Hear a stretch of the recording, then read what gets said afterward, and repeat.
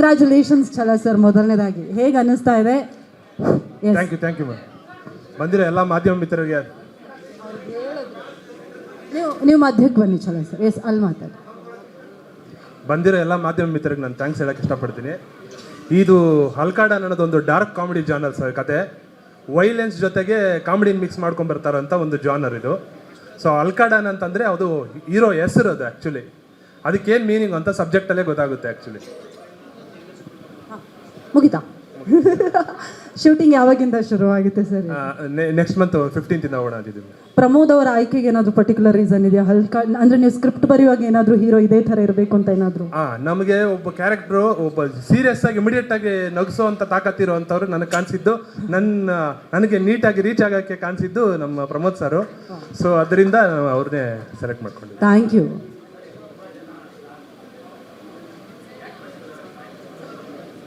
ನಾನು ಅವ್ರ fan actually. ಅವ್ರ ಸಿನಿಮಾಗಳಿಗೆ ಸುಮಾರು ಇನ್ಸ್ಪೈರ್ ಆಗಿದ್ದೀನಿ. ಮತ್ತು ಅವಾಗಿಂದ 80 ಮತ್ತು 90s ಒಂದು ಸೌಂಡ್ ಡಿಸೈನೇ ಬೇರೆ ಥರ ಇತ್ತು. ಅದನ್ನು ಥ್ರೋಟ್ ಫುಲ್ ಸಿನಿಮಾಗೆ ಯೂಸ್ ಮಾಡ್ಕೊಂಡಿದ್ದೀವಿ. ಅದರಿಂದ ನಾವು ಸಾಯಿ ಕುಮಾರ್ ಸರ್ಗೆ ಡೆಡಿಕೇಟ್ ಮಾಡ್ತಾ.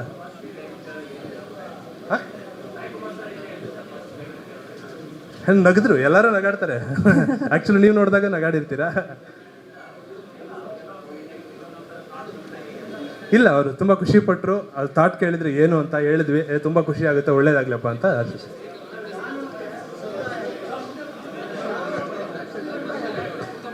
ಹಲ್ಕ ಅವನ ಕ್ಯಾರೆಕ್ಟರೈಸೇಷನ್ ಪ್ರತಿಯೊಬ್ಬರಲ್ಲೂ ಒಂದು ಹಲ್ಕ ಇರ್ತಾನೆ. ಆ ಹಲ್ಕನ್ ತೋರಿಸಿದೀವಿ, ಅದು ಸಿನಿಮಾದಲ್ಲಿ ಗೊತ್ತಾಗುತ್ತೆ ಸರ್. ಸರ್ ಈ ಕಾಲಘಟ್ಟದೇ ಸರ್.